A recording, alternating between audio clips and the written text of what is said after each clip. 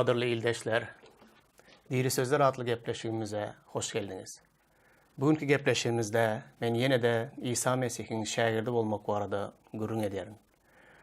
Bugünkü gepleşigimizde bir neçe mukaddes kitaplardan ayetleri, bölükleri almak bilen bu bölüklerde, bu ayetlarda İsa Mesih öz şagirdlerine näme diýjek bolar, näme zatlara ünüs vermegi, näme zatlar barada oylanmagy bize tawsyrya. Bu zatlar barada gurrun edelim. İlki bilen men ikinci Timoteus'a yazılan hatın 2. babynyň 1-7 ayetlerini siz bilen okumak isleyen, şu taýdaky bize berýän tapşyryklary, bizim ünüs vermeli ve oylanmaly zatlarymyzy ortağa çıkarıp sizin bilen gurrun etmek isleyen. Gelin bilelikde okalım. Timoteus yaş şagirdlerin biri. Resul Paulus'un şagirdlerinin biri. Ol yaş iman eden ve gucur gayratlı, on ýaly da bir ulu tecrübeli biri däl. Emma İsa Mesih'e iman edip Resul Paulus'un şagirdi bolup, ol İsa Mesih'i izine eğirip, ondan öğrenip yetişip baryan bir yaş yigit. Ol yaş yigide Resul Paulus şeýle tawşyryklary berýär. Ey oğlum, İsa Mesih'in berýän merhemeti bilen kuwwatlan. Köp şaýatlaryň ýanynda menden eşiden sözlerini beýlekilere de öwredip biljek ygtybarly adamlara tawşyr. İsa Mesih'in hakyky eskeri bolup, biziň iman ugrunda görýän görgülerimize şärik bol. Harby gullukdaky esker gündelik durmuşa degişli işlere ulaşýan däldir. Ol öz serkerdesinin göwnünden turmak isleýändir. Şonuň ýaly ýarışa gatnaşýan pelwan hem ýarışyň şertlerini berjä etmese bayrak almaz. Janypkeş daýhan hem öz hasyl paýyny ilkinji bolup almalydyr. Şu aýdanlaryň barada oylan, bularyň baryna düşüneriň ýaly Rebbiň özü sana düşünje berer.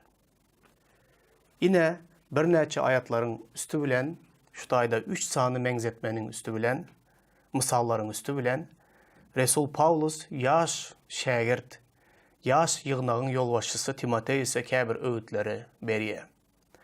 Bu öwütleriň içindäki bu 3 mysalyň her birini aýratylykda seredeliň. Bu 3 sany mysalyň üstü bilen näme zatlary öwretmek isleýär. Köplençi biz görýäris, biziň döwrümizde de İsa Mesih'e iman eden adamlar, Hudaýyň sözüni azda kemde öwrenen adamlar, nähili dilek etmeli, nähili doga etmeli, nähili Hudaýyň sözüni okamaly, öwretmeli, bir başlangyçdaky gerek bolan zatlary öwrenýärler. Ondan soň görýärler welin durmuş, içi gysgynç ýaly. Hudaýyň sözüni hem okan bolýarlar, doga eden bolýarlar, gündeki edýän hyzmatlaryny edýän bolýarlar. Wagtyň geçmegi bilen şol bir zat ýaly görünüp başlaýar we adamlar bir hili sowaşýarlar ve ellerini düşürýärler ve hiç bir zada tijenmek, hiç bir zada dırjaşmak ya bir yine de ruhu büyük derecelere, imanda, ruhta, hizmatta, İsa Mesih'i tanamakta büyük derecelere çıkmak tijenmesine, islegini az ekemden öçürýärler, ýok edýärler. Soňuna gelen wagtynda umuman iman durmuşy içi gysgynç bir manasyz ýaly bolup görünýär. Köp adamlar şeýle ýagdaýlara düşýär. İlki başda iman eden wagty yürekleri şeýle söýgü bilen, şeýle içinde ot yanıp duran, İsa Mesih'i tanajak, ona hyzmat etjek, onun sözlerinden şeýle şatlyk bilen begenip onun sözlerinden keyip alýan adamlar wagtyň geçmegi bilen durmuşda her hili ýagdaýlar ýüze çykmagy bilen olar az ekemden sowaşyp, köp adamlar hatda imandan dänip gidenler hem bar. Yaş Timoteus'ta da Resul Paulus'un şagirdi, onda halas bolmagyň şatlygy bar. Yaş ýygnagyň ýolbaşçysy hökmünde şeýle iman ugrunda her göreşýän, şeýle tijenýän, Hudaýa hyzmat etmek islegi bilen ýüregi dogly, her günkü durmuşda şatlykly bir hyzmata başlaýar. Biziň hemmemiz ýaly. Emma şol bir hatarda durmuşda bir topar kıyınçılıklar am çıkıyor. Onun garaşmadık, bilmedik, pikir etmedik toslamadık yerlerinden kıyınçılıklar da yüze çıkıyor. Şol vaqtda Resul Paulus bu 3 tavşırığı beriye. 3 tane misalı beriye. Bu misalların üstü bilen Timoteus'u hiç açan İsa Mesih'i tanımakta, iman hayatında, durmuşunda ticenip, canıp keş olup, bütün yüreği bilen, şu baştaki söygüsünü hiç açan taşlaman, ta Mesih İsa geliyence, şol söygü bilen coşup, İsa Mesih'e hizmet etmek için ona kabir duyduruşlar beriye. Seyredin, näme zatlar? Adamın imanını öçürüp bilen zatlar ya da imanını pes edip soğudup bilen zatlar näme? İlki bilen Resul Paulus bir esker varada misal getiriyor. Sen diye bizim iman uğrunda görüyen görgülerimize şerik ol. Harbi kulluktaki esker gündelik durmuşuna değişli işlere ulaşan ya da karışan değildir. Ol öz serkerdesinin göğnünden turmak için yaşayandır. Serdin şu tayda adam kaçanda bir esker yalı. Esker hiç açan ol ağır günlerin gelecekliği, kıyınçılıkların gelecekliğine göz önünde tutup eskerliğe giriye. Ve ol biliye, ol türgünleşik geçiye, ol biliye ki eskerin durmuşunda kıyınçılıklar yüze çıkar. Ama bu kıyınçılıkların neticesinde ol yok men fikir edişim yalı değil eken, kıyın eken deyip yarım yoldan izine öğrüleyen adam değildir. Ol kıyın günler için tayarlanayan adam, söveş için tayarlanayan adam. Biz de şeyle, ruhu söveşte, İsa Mesih'in izine ermekte bu dünyada köp kıyınçılıkların başımıza geleceğini önünden bilip, İsa'nın şagirdi olmak kararını alıyoruz. Öz özümüzü ret edip, ahli kıyınçılıklara döz gelecekliğimizi göz önünde tutup, öz özümüzü meyletin İsa Mesih'e bahşeden adamlar. Biz bu yolun kıyınçılıklı olacaklığını önünden biliyoruz. Edil bir eskerin koşun kulluğuna alınan vaktinde hatta söveşe gidip öz canını bile yitirip bilecekliğini önünden bilen bir adam. Şunun için sen bir İsa Mesih'in eskeri hükmünde bu ruhu söveşte kıyınçılıkların bar bolcaklığını önünden bil. Ve önünden bilip sen Resulların yani Resul Paulus'un, beyleki Resulların iman uğrunda görüyen görgülerine sen hem şerik ol. Çünkü bu görgüler senin hem başına gelir. Eğer sen İsa Mesih'in şagirdi olup ona hizmet etmek istesen bu görgüler senin hem başına gelir. İkinci bir beyan zadı. Her bir esker diye gündelik durmuşa değişli olan zatların aladasını ediyen değildir. Ol näme iyerin, näme giyerin, nähili yaşarın deyip alad etmez. Çünkü onu eskerlige, koşun kulluğuna çağıran padşah öz eskerlerinin näme iyip näme giyeceği varada alada ediyendiğini şu tayda görkeziye. Eğer seredin koşun kulluğuna alınan bir esker ekin ekip öz yiyecek çöreğini mağlay deri bilen tapacak olsa, ekinin uğrunda mal vakıp ya da şeyle işler bilen meşgullanıp öz yiyecek çöreğini tapacak olsa, onda ol ne edip koşun kulluğunda kulluk edip biler, o ne edip bir padşah için ya bir yurt için, onu korumak için nehili hizmet edip biler. Eskerlik hizmetini ol edip bilmez. Şunun için ol gündelik aladalara karışmaz da bütün fikri bir zatta oluyor. Ol öz serkerdesini onun göğnünden turmak, onun bilen buyruklarını yerine getirmek bilen meşgullanıyor. Bunu yerine getirmek bilen, onun göğnünden turmak bilen, ol gündelik yaşayış aladalarını etmeye. Çünkü onun için alada ediyen, onu eskerliğe çağıran onun için alada ediyendiği şol prinsip şu tayda görünüyor. Bunun üstü bilen öğrenmeli zatlar var mı? Elbette var. Ruhu hizmete çağırılan adamlar, olar gece gündüz özünü çağıran Rabbi hoşnut etmek için hizmet ediyorlar. Ve olar näme yiyecek, näme giyeceğini Rab olan aladasını ediyor. Bu tayda da şol prinsip var. Görüyorsunuz mu? Dine bir misalın üstü bile näçe sany ünüs vermeli prinsipleri yüze çıkarıyor. Bir esker hükmünde kıyınçılıkların Bu hoş habar uğrunda yüze çıkacak kıyınçılıklara döz gel ve bize şerik ol. Bizim görgü görüşümüz yalı gerek olsa sen hem görgü görmeye tayyar ol. Gündelik işlere degişli, durmuşa degişli işlere qarışmada özünü çağıran, Rebbi hoşnut etcek olup giyce gündüz onun padişalığı varadı. Onun padişalığının giyingelmegi varadı. Ve onun padişalığının ösmegi varadaki ediyen hizmatına ünüs ver deyip onun ünsünü şona gönderiyor. Eğer hem işe ünüsün Reb'de olayan olsa, onun sana iman eden, inanan, sana tavşıran hizmatına ünüsünü gönüktirsen, onda senin durmuşun hiç açan, manasız ve içi kıskanç olmaya. İkinci bir beriyan misalı, şonun yalıda yarışa katnaşan pelvan, yarışın şertlerini berca etmese bayrak almaz. Sen de diye eden hizmatında göğünlü hizmet etme. Ey borç yalı, bir yada diyan, içi kıskanç bir işi eden yalı hizmet etme.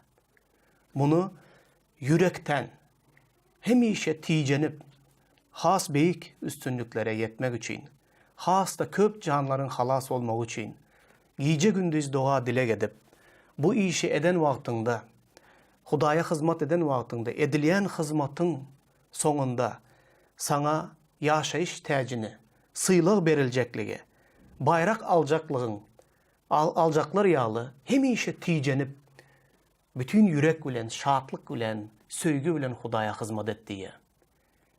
Seredin, bir yarışan adam, ol belli bir maksat bilen, nehili kıyınçılıklar, türgünleşik nehili kıyın olsa da, ol her gün turup, şol bir maşıkları yerine getirmek bilen, uzun aralığı ılgamak bilen, özünü yarışta bayrak alacaklar hükmünde, ticenmek bilen özünü tayyarlayan.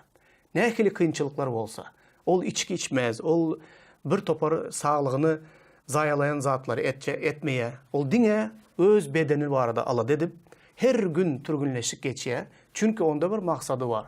Ol bayrak almak için hareket ediyor. Yöne yerden eden ok. Ol gece gündüz uyuklap yatıp, yarış günü bayrak alacaklar yalı değil. Ol her gün şol bayrağı almak için tayyarlık görüp özünü, şol düzgünlere, yarışın şertlerine doğulu boyun olmak bilen, şol yarışın düzgünlerini yerine getirmek bilen, ol bayrak alacaklar hükmünde her gün türgünleşik geçiyendir. Sen hem şeyle hizmet et. Göğüllü göğünsüz, etsem mi, etmesem mi? Ya bir isle bilen değil de mecburu, zorluk bilen bir zat edeniyalı hizmet etme. Çünkü beyle hizmet ediyen adamlar Hudaydan bayrak ve sıylık hiç açan almazlar. Yine de canıp keş dayhan var arada. Dayhan ekin eker, suvarar, ekinine qaraşık ediyor. O sonunda şol ekininin ilkinci meyvesini şol hizmet ediyen dayhanın özü alyandır ve onun tagamını dadıp görmekte onun payına düşüyendir. Demek bu üç misalın üstü bilen Resul Paulus bir zada aytacak bolýar. İsa'nın şagirdi hükmünde. Hem işe İsa'nı tanımakta, ruhta imanda ösmekte, ona meyveli hizmet etmekte, hem işe ticen, göğünlü göğünsüz, lap keç ruhtan düşen, zorluk bilen, ya bu bir bana yük deyip hizmet etmede, hem işe ticen, İsa Mesih'in gelen vaktinde sana bu ediyen hizmetin, senin vefalılığın için sana bayrak verecek, sıylık verecek digini hiç kaçan yadından çıkarma deyip tavsırık veriyor. Gelin devam ettirelim. Yine de 2. Timoteus'ta şeyle tavsırıklar var. Ulu hocalıktaki kapların əhlisi altından ve gümüşten değildir. Onların arasında ağaçtan, toyundan yasalanları hem vardır. Onların kəbiri davaralı, kəbir olsa adatı maksatlar için ulanılyandır. İmanlılar babatta hem şeyle, özünü her tüysli yamanlıktan saklayan, imanlı, yörüyte saylanılıp, hocayını üçün yaramlı qap kimin bolar.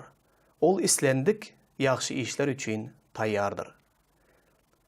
Bu yerde de şol prinsip devam ediyor, şol fikir devam ediyor. Bir hocalıkta diye her hili gaplar var.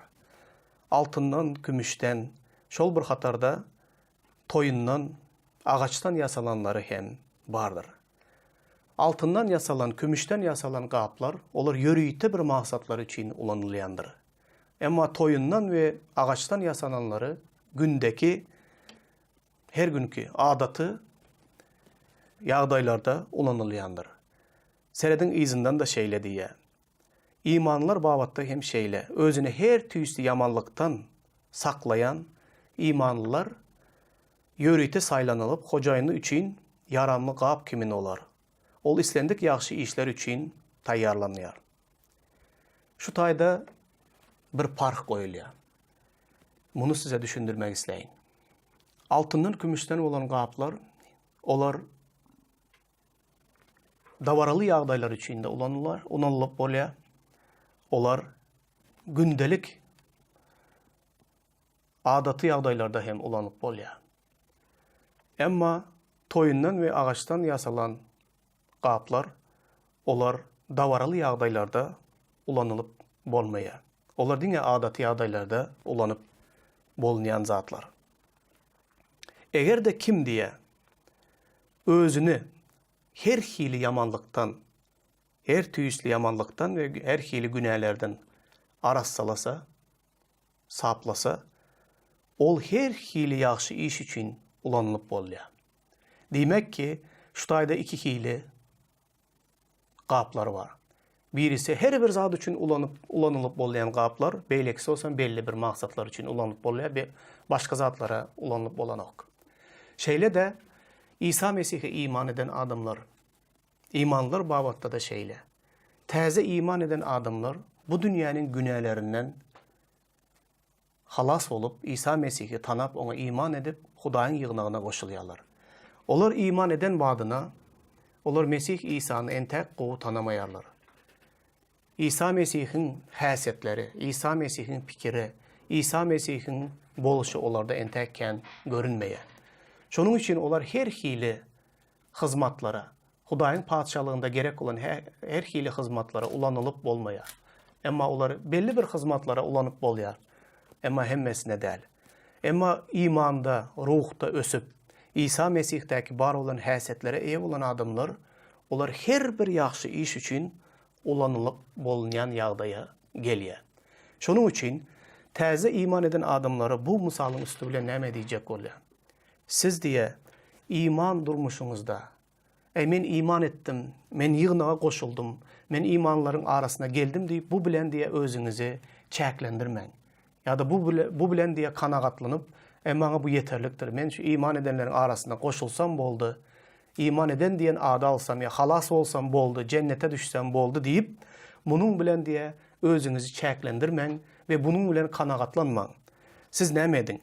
Siz her gün, her tüysli, ecizlik, günahlar, sizi hapalayan bir zat var olsa, onların əhlisinden arassalanmak için, temizlenmek için hareket edin.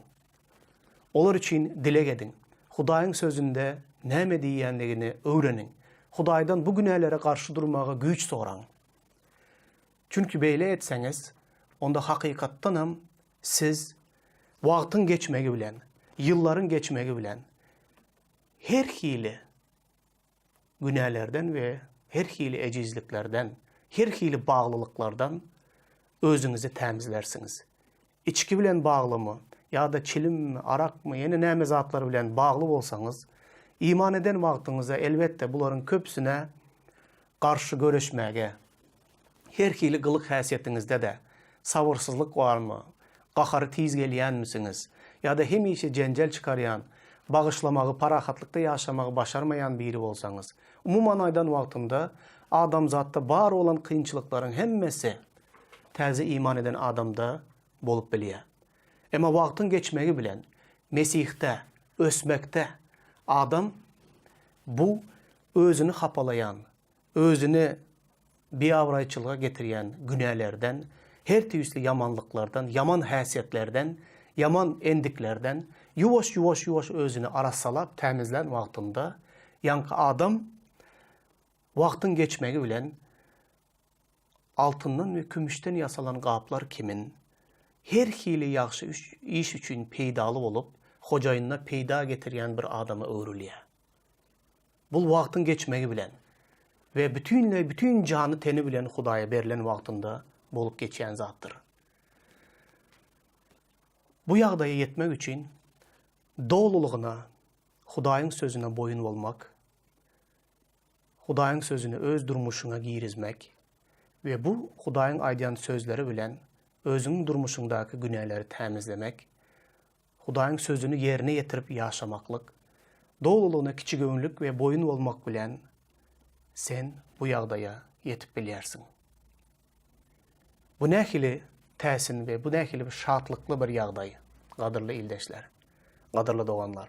Hocayının üçün her bir yaxşı işe seni ulanıp bilen olsa, nehili yaxşı iş olsa, var plana ait. Ol bu işi edip biliyor. Çünkü bu işi etmek için onda gerekli olan tecrübe, onda gerekli olan bilim, onda gerekli olan söygü ve kiçik övünlülük, onda İsa Mesih'e degişli olan ehli yaxşı həsiyyətlər, onda sadıklık ve vefalılık var, onda doğruçulluk var. Bu adam bu yaxşı işlerin hemmesi için tayyar olan bir adam deyip hocayın senin için beğeniyen olsa, senin için kuvanayan olsa, onda sen en bağıtlı adam.